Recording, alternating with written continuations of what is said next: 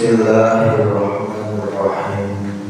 Assalamualaikum warahmatullahi wabarakatuh. Waalaikumsalam warahmatullahi wabarakatuh. Ila hadratin Nabi Mustafa Rasulullah Muhammad sallallahu alaihi wasallam wa ala alihi wa auladihi wa dhurriyyatihi wa sahabatihi wa tabi'ina tabi'ina sallallahu والعلماء والأولياء شهاب القدر الجيلاني وإله الأمرهم بقية كامل المشهور في سستر الله وإلى قيام معهم بأوسط ومنتج كرامة وإلى أرواحه جميع القبور من المسلمين والمسلمات والمؤمنين والمؤمنات خصوصا في قرية دesa Dusun Sidoarjo Allahumma ghfir lahum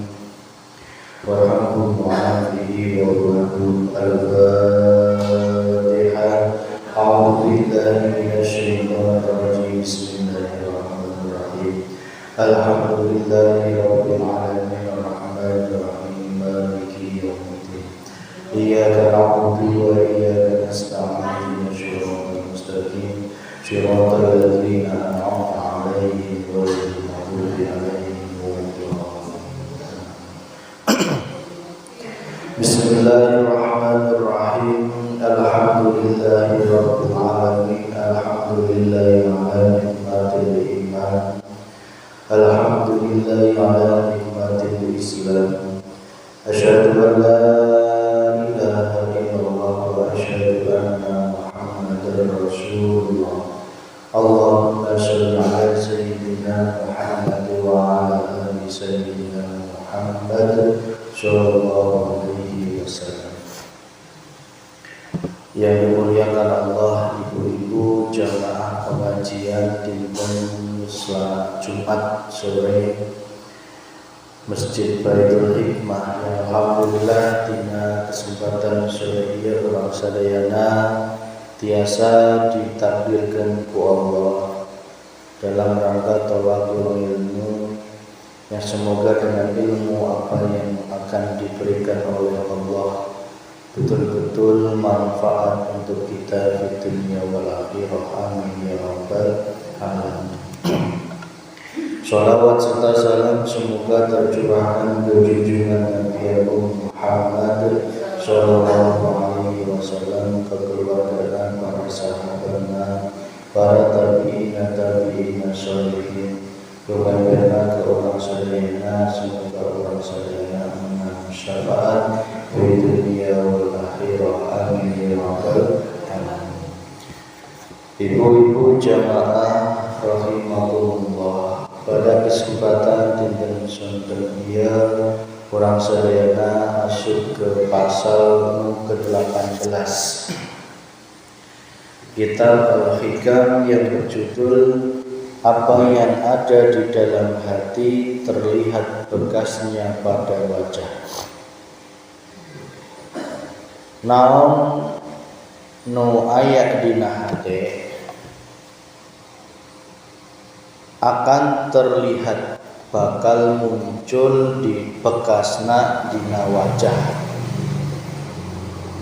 Yes, coba direnungi, apa yang ada di dalam hati akan terlihat bekasnya pada wajah. Bismillahirrahmanirrahim. Mastudi'a fi ghaibis samaili Dhahara fi syahadatil zawahiri. Apa yang tersembunyi di dalam kegaiban berbagai rahasia di dalam hati yang samar pasti akan nampak pada anggota lain. Namun kasarana saudara teh naon nu aya dina hate eta bakal mancarkeun dina anggota lahir jalma manusia. Tergantung apa kondisi hati manusia itu, apakah dalam keadaan gelap atau dalam keadaan terang benderang. Bukan berarti karena hatinya gelap, wajahnya atau kulitnya gelap, belum tentu. Bukan itu maksudnya. Bukan berarti kalau wajahnya putih, hatinya putih atau bercahaya, belum tentu. Bukan itu maksudnya. Lantas apa yang dimaksud pada makalah tersebut? Yaitu orang yang sudah ma'rifat akan tampak jelas pada wajahnya, karena apa yang terlihat pada wajah itu merupakan pencerminan batin atau hatinya yang suci dan bersih dari noda-noda maksiat. Di dalam pepatah dikatakan adz-dzahiru mir'atul batin. Bagian lahir itu merupakan cerminan bagian batin. Artinya perilaku yang nampak itu menunjukkan keadaan batin atau hatinya. Berkata Abu Hafiz radhiyallahu an, husnu adabil dzahiri unwanu husni adabil batin. Kebaikan adab lahir sebagai tanda kebaikan adab batin. Jadi apa yang ada di dalam kondisi hati manusia itu Allah akan memunculkan tanda-tandanya di dalam anggota lahirnya. Maka kita perlu terus mengintrospeksi hati kita semuanya, masing-masing. Apakah hati kita ini dalam kondisi kekotoran yang banyak atau dalam kondisi hati yang suci? Karena ada hubungan yang sangat kuat. Apa yang ada di dalam jasad kita ini itu tergantung kepada kondisi rohaniyah. Sekali lagi, apa yang tertampak dalam zahir jasmaniyah kita itu merupakan wujud nyata dari kondisi batiniah kita. Sebagai contoh, ketika kita menyadari bahwa diri kita terdiri dari jasmaniyah, jasad ini di dalamnya ada rohaniyah, dan di dalam ruh itu ada yang namanya hati. Di dalam hati itu ada dua, kalau enggak iman ya berarti nafsu. Tergantung hati itu kondisinya yang memainkan iman atau nafsu. Sehingga yang tertampak di dalam jasmaniah kita ini merupakan cerminan dari kondisi batiniah kita. Karena itu mengingatkan kita kepada suatu macam-macam nafsu yang sering kita sampaikan dulu,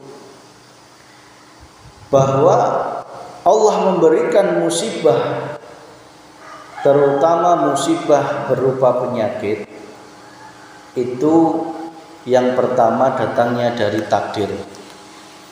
Kita orang yang beriman kepada Allah, ketika diberikan ujian sakit, itu langkah pertama yang harus kita sadari adalah menyadari bahwa segala sesuatu itu sudah menjadi ketetapannya Allah Subhanahu wa ta'ala. Terus kemudian kita kembangkan lagi bahwa takdir sakit itu merupakan wujud kasih sayangnya Allah. Bukan azab, bukan kejahatan atau Allah itu jahat-jahat kacidak gitu, lain gitu.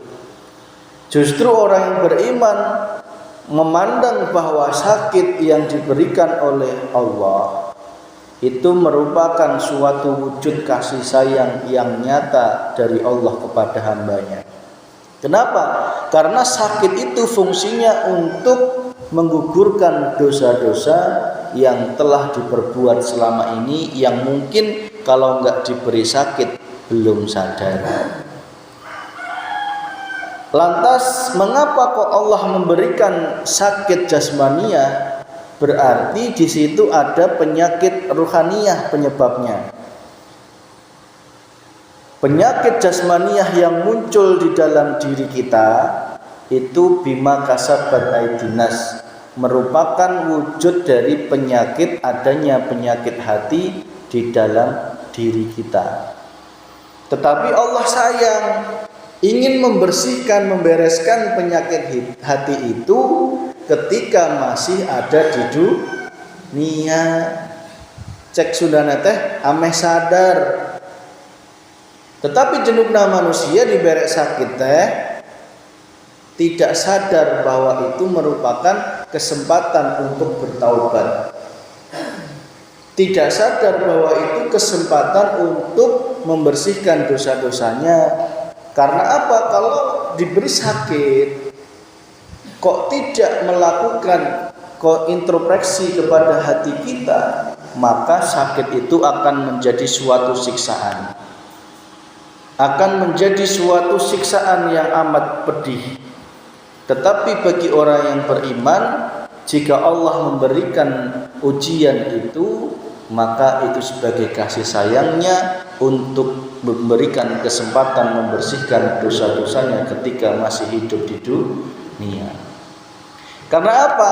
Allah tahu kalau tidak diberikan peringatan, bahayanya itu adalah dosa itu tidak disadari keburuan ajalnya, sehingga dibereskannya ketika di alam barzah. Masih ayat kesempatan kene. Di alam barzah itu masih ada kesempatan untuk menolongnya, yaitu 3 hal. Ilmu yang bermanfaat, yang kedua amal soleh, yang ketiga anak soleh yang mendoakan. Beda lamun masih hidup di dunia masih bisa istighfar, lamun geus di alam barzah untuk bisa nana erek balik ke dunia ge geus teu bisa. Erek minta ampun komo. Ya. Erek minta tetulung komo geus teu bisa. Lamun masih hidup di dunia masih bisa tetulung. Masih bisa istighfar, masih bisa dituntun. Masih ada kesempatan untuk bertaubat. Tetapi ketika di alam barzah geus teu bisa nanaon. Apalagi kembali ke dunia enggak bisa. Wa min waraihim barzakhun ila yaumi yub'atsun, dan dia ruh ada di dalam alam barzah. Wa min waraihim ila yaumi yub'atsun, sampai dengan hari dibangkitkan. Enggak bisa untuk kembali ke dunia, enggak bisa. Artinya apa? Meskipun dia menyesal luar biasa, tidak ada kesempatan untuk bertaubat. Yang bisa memperbaiki kalau anaknya soleh, kalau anaknya itu mau mendoakan, kalau amalnya itu ketika di dunia ikhlas. Karena amal yang bisa menolong itu amal yang ikhlas. Sedangkan syarat ikhlas itu berat. Tahu ilmunya ikhlas, yaitu betul-betul tidak ada pengakuan dalam ibadahnya. Padahal selama ini amalnya masih banyak pengakuan. Hayang dipuji jalma, hayang diwahkan, hayang menang pamrih ku Allah, hayang usahanya lancar dan sebagainya. Amal-amal yang seperti ini tidak bisa menolong ketika di alam barzah, enggak bisa. Karena apa? Pahalanya sudah dipanen ketika di dunia. Wujud pahalanya apa? Ya dunia tadi.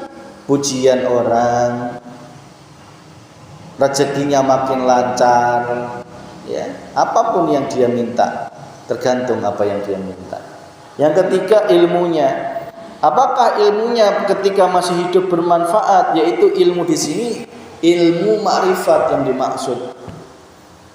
Apakah si mayit tadi ketika hidupnya betul-betul menuntut ilmu dinul haq terus kemudian diamalkan? Nah, kalau menuntut dan diamalkan, baru ilmu itu bisa menolong ketika di alam barzakh. Komo disampaikan.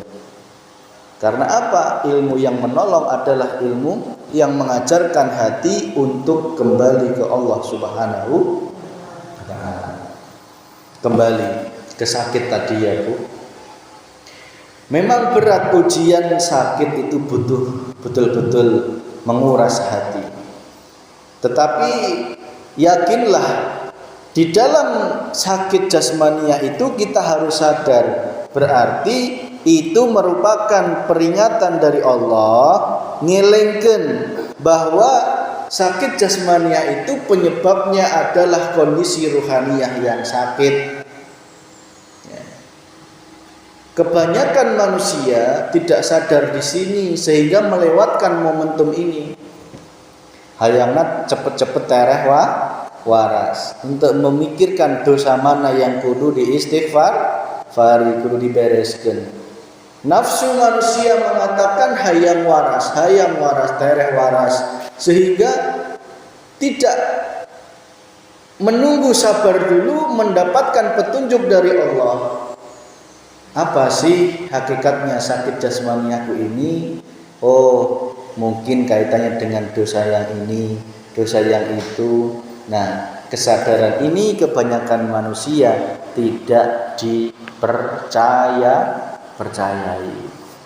Kebanyakan manusia menuduh sakit itu datangnya dari makanan, dari perilaku kurang istirahat dan sebagainya. Betul secara syariatnya itu, tetapi itu lantaran itu merupakan penggiringannya Allah.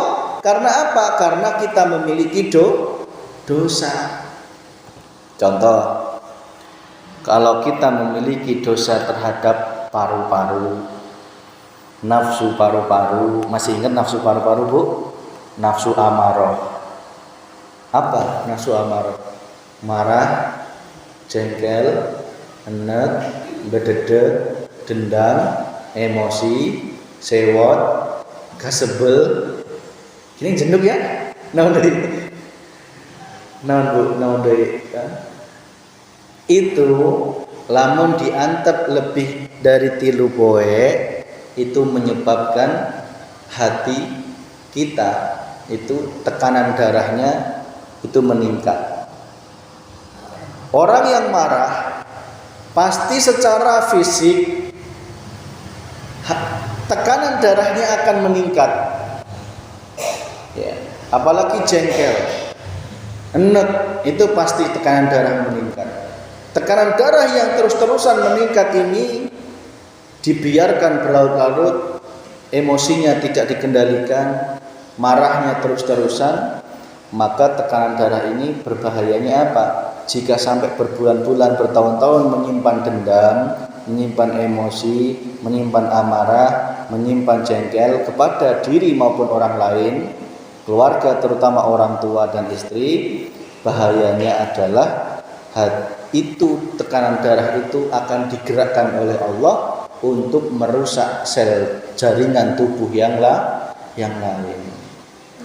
Jika tekanan darah itu dikehendaki oleh Allah merusak ginjal, ya ginjalnya yang rusak. Kalau dikehendaki oleh Allah merusak daerah hati, ya hatinya yang rusak. Kalau merusak pankreas dan sebagainya, yaitu yang rusak. Maka sangat penting sekali kondisi ruhaniyah kita terbebas dari nafsu amarah.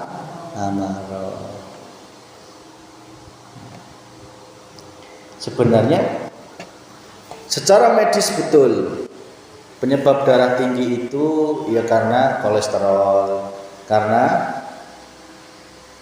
makan garam berlebih, karena keturunan. Tapi coba kita digiring oleh Allah makan banyak kolesterol dan sebagainya itu ya karena apa? Kita memiliki dosa amarah sehingga Allah menggiring kita. Jadi penyebab utamanya bukan hanya kolesterol itu karena kebanyakan kolesterol atau karena kebanyakan garam, tidak, itu hanya cukang lantaran. Penyebab pokoknya adalah karena kita memiliki dosa nafsu paru nafsu amarah.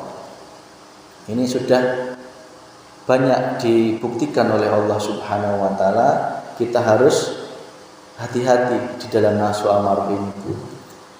Itu kalau komplikasi, tidak hanya nafsu amarah, dia memiliki nafsu perut, cinta terhadap dunia, membanggakan harta, membanggakan anak-anaknya, mengakui dia memiliki harta, padahal kudune harta teh diakuin bogana Gusti Allah.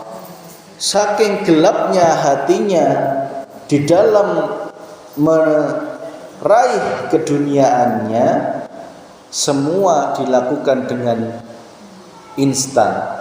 Ada yang menggadaikan amal ibadahnya, ada yang puasanya, sholatnya, zakatnya, karena ingin hartanya semakin diperbanyak oleh Allah. Itu merupakan nafsu perut. Biasanya nafsu perut ini jika terus-terusan dibiarkan tidak segera dikembalikan kepada Allah, itu tidak jauh-jauh dari perut, ya, beteng, ya, usus dan sebagainya. Apalagi ditunjang dengan amarah. Nah, kebanyakan manusia seperti itu. Panggontok-gontok jeng dulurna jeng tetanggana hanya masalah harta. Berarti nafsu paru-paru yo aya, nafsu beteng yo aya. Eta dina hate bercampur sehingga menyebabkan komplikasi. Komplikasi itu tidak hanya penyakit batiniahnya, juga penyakit rohaniah, juga penyakit jasmaniahnya. Karena pasti akan ditampilkan oleh Allah. Ditambah lagi jika memiliki nafsu otak, yaitu nafsu otak apa? Merasa paling benar, merasa paling pintar, merasa paling hebat, merasa soleh, merasa paling berilmu, merasa ingin dihormati, dihargai, diwahkan. Coba, kebanyakan manusia ini komplikasi semuanya ini, Bu. Ya. Komplikasi semua ini, penyakit hatinya manusia ini kebanyakan duduknya di sini. Maka butuh tidak hanya dokter spesialis jasmania, justru butuh dokter spesialis rohaniah, yaitu guru akhirat yang akan membimbing untuk membersihkan kekotorannya hati. Insya Allah kalau kita diberikan sakit jasmaniah, kok kita sadar itu datangnya dari penyakit rohaniah, menerima dan menyadari, oh ya, sakitku ini merupakan wujud dari penyakit hatiku, kok mau dibimbing, dituduhkan, oh kelemahan iya, insya Allah ketika itu sudah disadari, detik itu juga akan mendapat ampunan dari Allah Subhanahu wa ta'ala. Lamun geus menang ampunan ti Allah, sangat mudah bagi Allah untuk menyembuh. Allah sangat mudah membuat sakit, ya Allah sangat mudah membuat sehat. Ya tergantung Allah, bisa ditemukan dengan dokter yang canggih, obat yang hebat, rumah sakit atau mantri yang canggih, bisa, itu hanya cukang lantaran saja.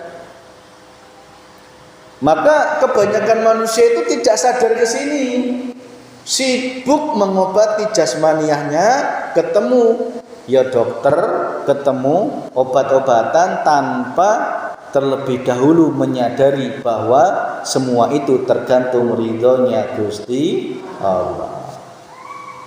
Dan maka Bu, bagi panjenengan kita sedoyo yang sudah dikenalkan ilmu dinul haq, ayo, manakala diri kita, keluarga kita, namanya manusia kan nggak selamanya sehat nih Bu ya, pasti ada saatnya kita diberikan ujian. Di saat itu jadikanlah momentum untuk bertafakur.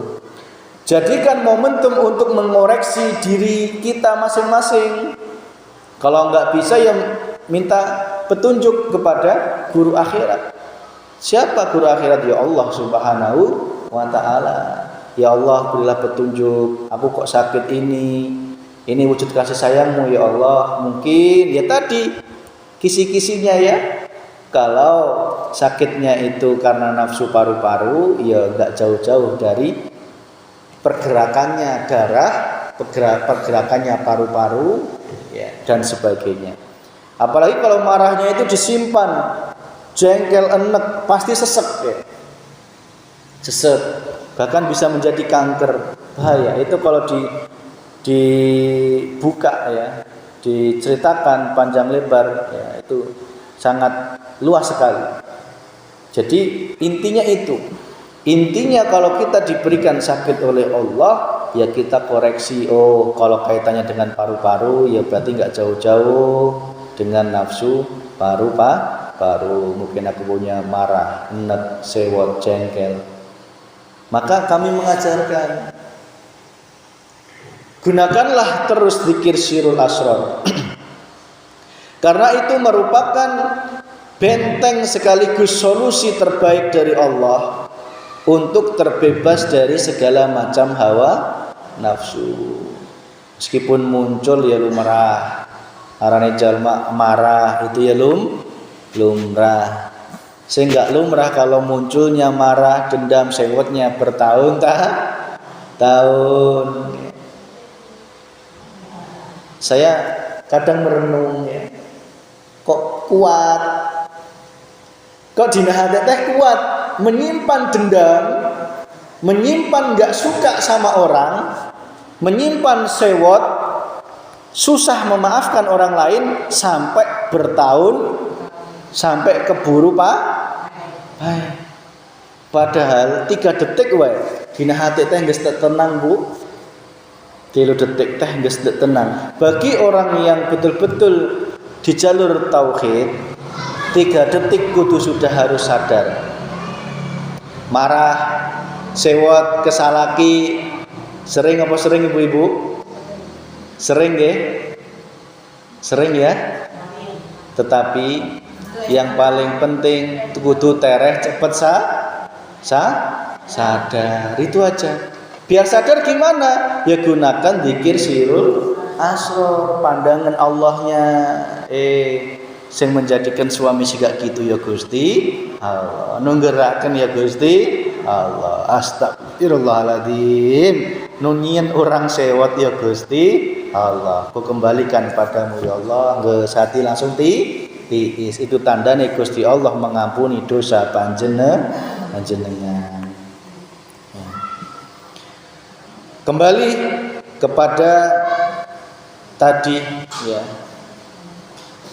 Maka Bu, kebanyakan jika kaitannya dengan zahiriyah ini banyak sekali ya. Kalau diceritakan itu banyak sekali. Contoh, ibu-ibu ada yang punya sakit asam urat enggak? Ada juga ibu-ibu. Ada. Bapak-bapak ya? Bapak-bapaknya sok asam urat tuh. Nah itu juga harus berpikir, kenapa sih kok asam urat menyerang kakiku? Asam urat kaku ya Bu ya? Kaku ya? Coba, apa ada kekakuan diriku dalam rumah tangga? Saklek kaku teh. Ya. Gitu. Jadi kudu belajar neangan meruntut naon sih dosa nu kira-kira dengan Allah memberikan tanda sakit asam urat ini, oh larinya ke dosa ini, seperti itu. Insya Allah diberikan petunjuk sama Allah. Oh iya, bener, wajar kalau aku asam urat, aku seringnya kaku ke pamaji dan ke salaki, kaku pokoknya teh. Lamun teu ente, lamun diskusi, lamun musyawarah teh dibarengi dengan amarah. Ya, geus kaku jeung amarah. Lamun kaku kan berarti merasa paling benar, merasa paling pintar, merasa paling hebat. Itu nafsu otak. Ditambah dengan amarah, jengkel, nah itu jadi satu. Ya, itu. Maka kebanyakan, mohon maaf, kenapa ibu-ibu wanita itu kebanyakan terserang kanker payudara? Kenapa? Karena apa? Kebanyakan ibu-ibu itu jengkel tetapi dipendam.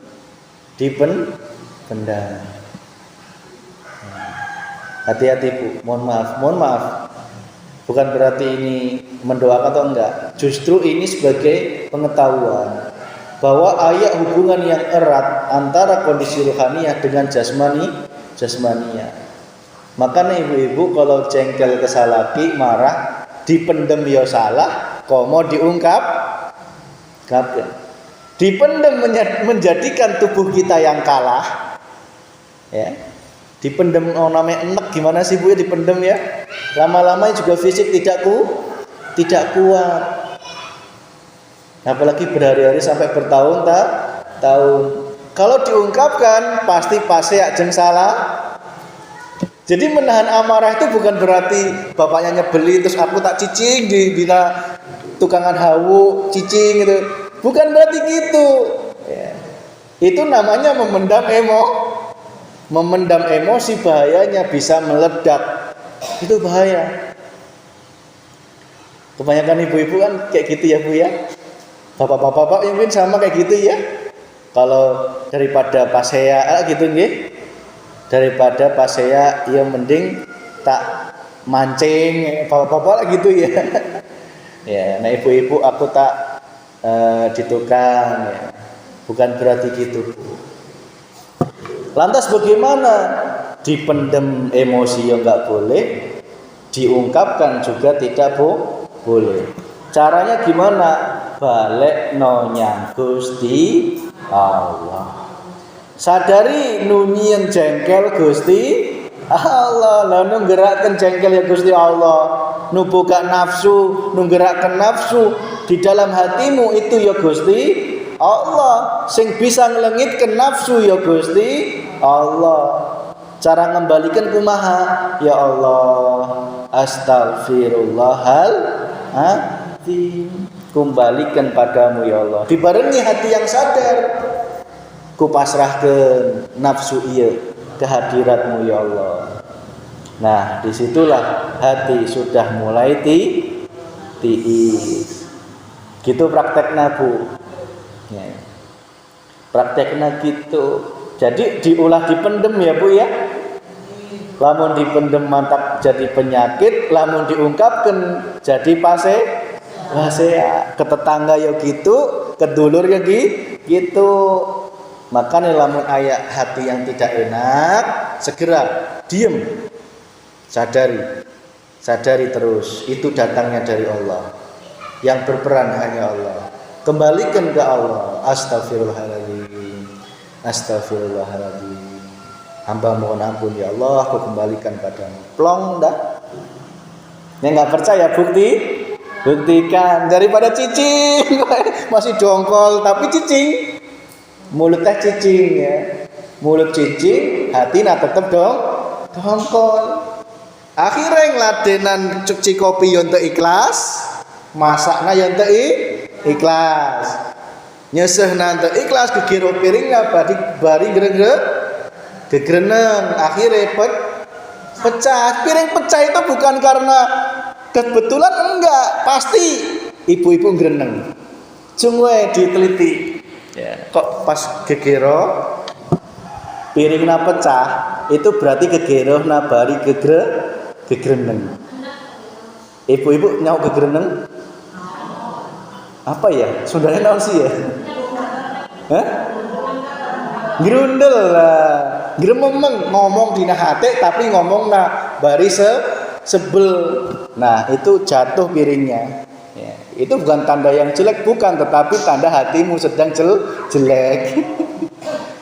Maka Bu, kok masalah hati kok muncul grememeng, langsung sadari itu datangi dari Gusti Allah. Nunggerakkan nafsu dalam hatimu Allah, nu bisa ngerenan nafsu yaitu cuman Gusti Allah. Kembalikan ke Allah Subhanahu wa taala. Dengan mulut juga istighfar, hati memasrahkan kepada Allah Subhanahu wa taala. Enggeus sing enggeus ya enggeus, kembali tersenyum kepada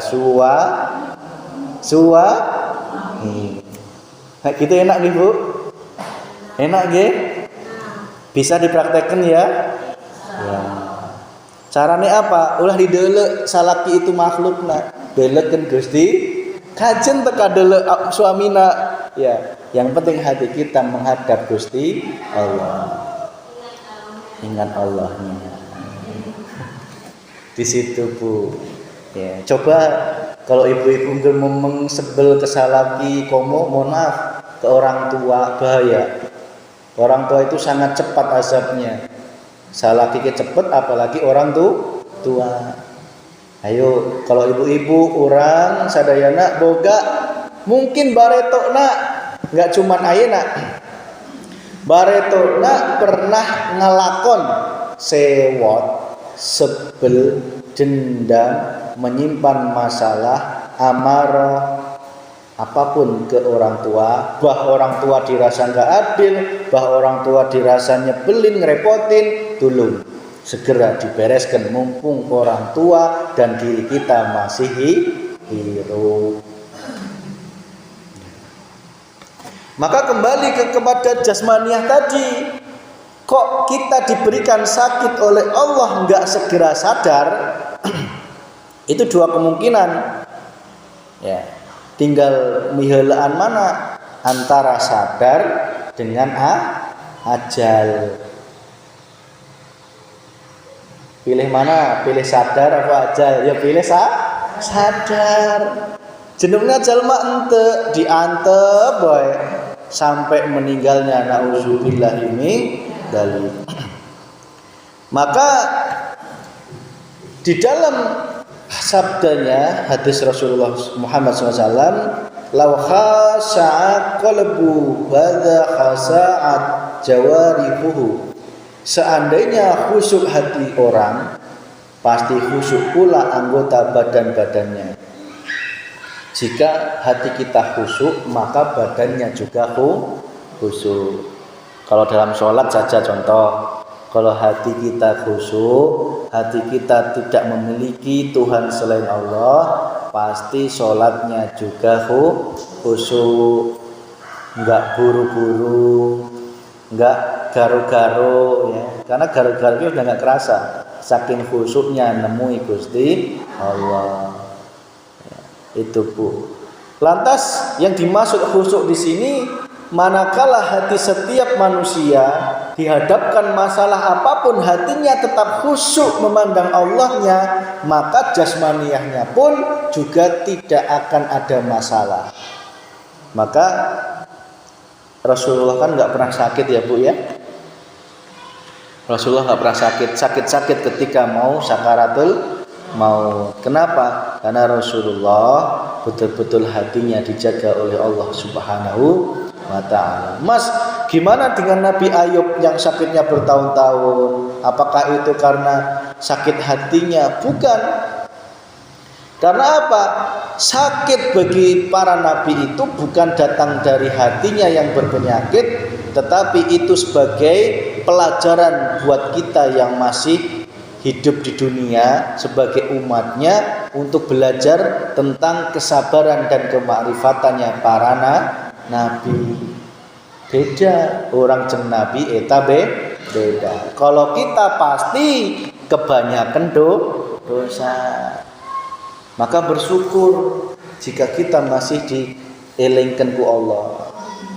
Ibu-ibu pernah ngadenge lamun aya jalma gering, ker di aku ku Gusti Allah, pernah ya? Ker di sayang ya. Ker di naon ya? Ker di apa? Nah, itu maksudnya apa? Maksudnya ameh cepet sadar. Artinya itu.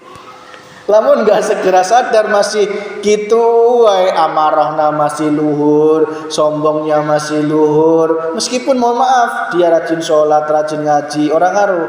Karena apa? Itu jasmania.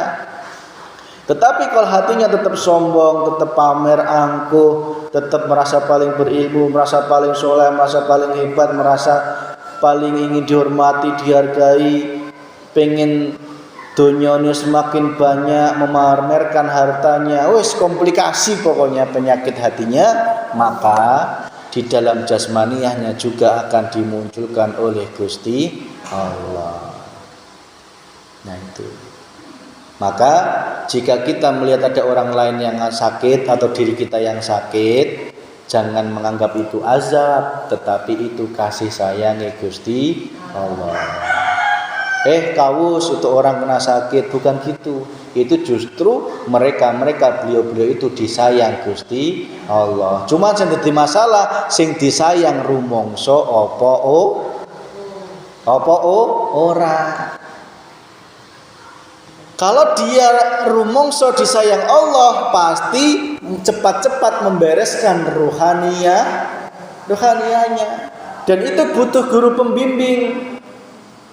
Ya. Itu butuh guru pembimbing. Kadang itu untuk sakit itu nggak butuh spesialis.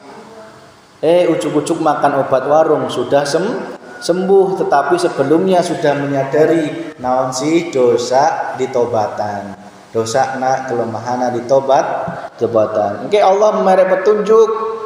Suruh minum obat iya wae, ternyata mah entak waras. Lain obatna, lain dokterna, lain sahakno bisa nyembuhkan lain. Itu cuman cungkang lantaran. Ya, itu hanya perantaranya Allah untuk menyembuhkan kita. Makanya jangan pernah meyakini kesembuhan datangnya dari makhluk. Sehebat apapun orang yang ngakunya bisa menyembuhkan, sejatinya tidak bisa apa-apa. Sehebat apapun orang mengaku dirinya sakti, sejatinya ora bisa apa-apa. Termasuk jin, malaikat itu kegolong makhluk, yang namanya makhluk itu la haula wala quwata, tidak punya daya. Bahkan dirinya menolong dirinya saja tidak bisa. Nyatanya nggak ada manusia hidup nggak ada. Dokter wae sakit ya sakit. Orang pinter, orang sakti wae meninggal ya meninggal. Makanya jadi manusia kita yang nggak boleh sombong, nggak boleh sesumbar. Akui tetap semua itu datangnya dari Gusti Allah. Dah itu. Maka di dalam surat Az-Zumar, wa idza dzukirallahu wahdahu isma azat qulubul ladzina la yu'minuna bil akhirah wa idza dzukiral ladzina min dunihi idzahum yastabshirun. Dan apabila hanya nama Allah saja yang disebut, kesallah hati orang-orang yang tidak beriman kehidupan akhirat. Jadi lamun ayat jalma disebut-sebut nama Allah siga giat teh kesel bu, kesel, capek, emosi, jengkel. Allah naon sih olah Allah lah gitu nggih. Nah gitu ya, Allah. Setiap pengajian disebut Allah wae. Nu pinter Allah, nu hebat Allah, nu kuasa Allah. Lagi lamun orang jadi tepayu. Nah, jadi orang-orang yang tidak beriman kepada Allah dan kehidupan akhirat, hatinya kesal ketika disebut jenenge Allah kesal, marah. Dan apabila nama sembahan-sembahan mereka selain Allah itu disebut, maka bergirang hati. Lamun disebut sesembahan mereka, jimatna, naona, pusakana, demitna, itu tambah hatinya girang. Itu ciri orang-orang yang senantiasa jauh dari Allah Subhanahu wa ta'ala. Itu Bu sebagai kesimpulan pada kesempatan sore ini, hati-hati. Jika Allah menunjukkan tanda-tanda di dalam jasmania, itu merupakan tanda-tanda rohaniah. Bukan berarti Allah jahat, justru seneng Allah menyayangi kita, ngelingken tereh sadar daripada dijor kelawar sampai alam barzah, sampai neraka, tidak ada yang bisa menolong. Nauzubillah ini dari.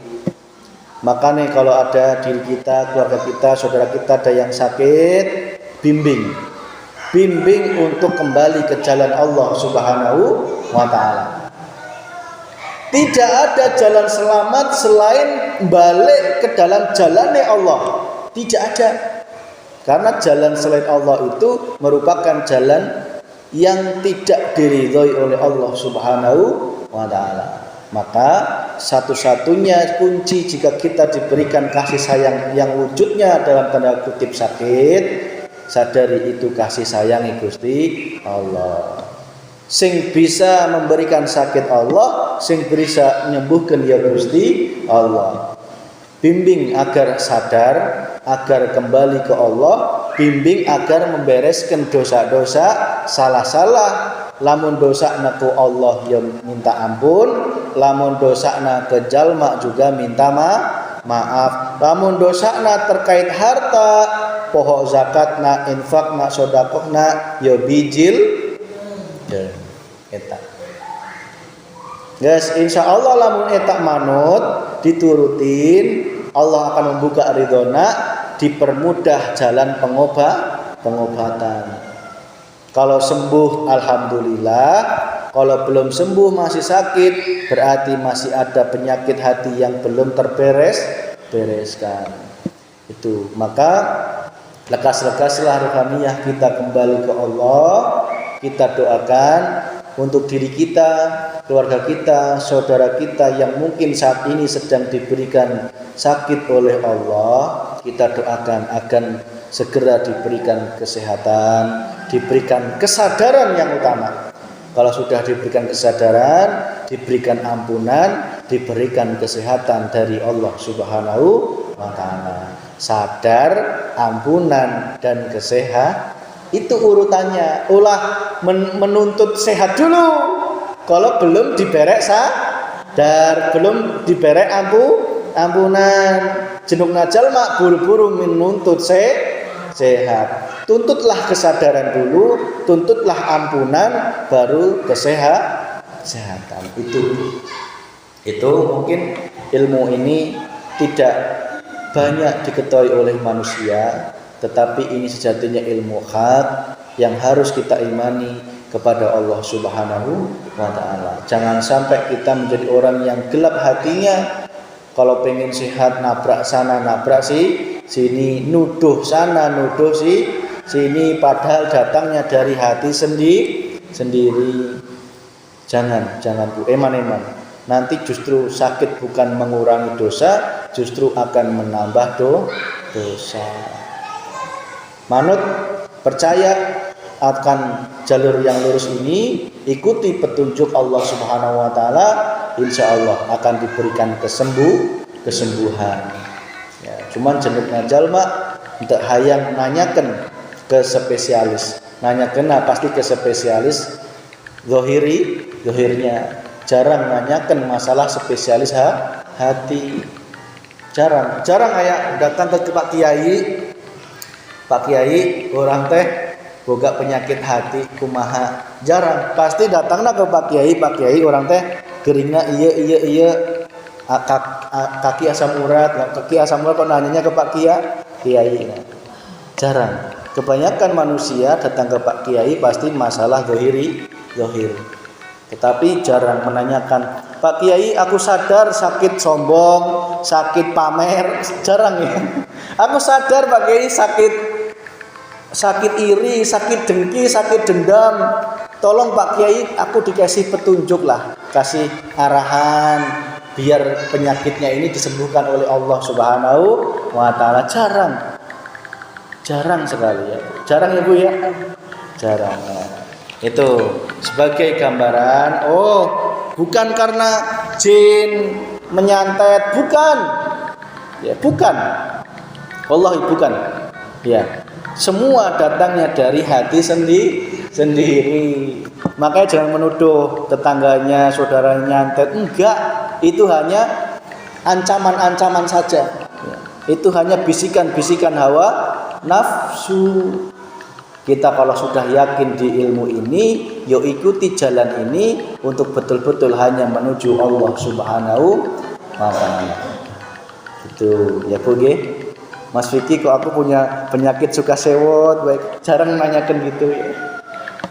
Jarang, karena apa? Tidak sadar sedang memiliki penyakit hati. Jalma, arane jalma lamun sakit badan itu pasti sadar, nyeri tuur, sadar ya Bu ya? Nyeri hulu, sadar ya? Nyeri beteng, tapi jarang jalma sadar, orang hatekna sombong, hatekna dengki, dendam, boga pasewot, jarang. Karena apa? Dalam hatinya dalam keadaan gelap gulita. Nah, itu makanya pentingnya ilmu itu di sini. Biar kita semakin dibuka gamblang urusan babakan akhirat, babakan hati hanya menuju Allah Subhanahu wa ta'ala. Itu ya Bu ya. Mohon maaf manakala ada yang kurang pas atau kurang berkenan di hati, ini sejatinya adalah datangnya dari Allah. Ini akan menjadi petunjuk jika engkau imani, tetapi ini akan menjadi racun yang mematikan imanmu manakala ini engkau ingkari. Nah, wes itu. Demikian Rabbana atina fid dunya hasanah wa fil akhirati hasanah wa qina adzabannar. Alhamdulillahi rabbil alamin. Fatihah.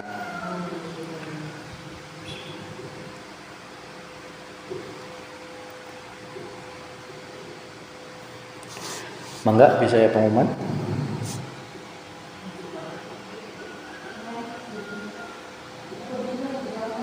Oh, buku nak. Nah, buku nanti dibawa. Ya. Ya nggak apa-apa. Alhamdulillah. Demikian kurang lebihnya dari mohon maaf. Akhirul kalam billahi taufiq wal hidayah. Wassalamualaikum warahmatullahi wabarakatuh.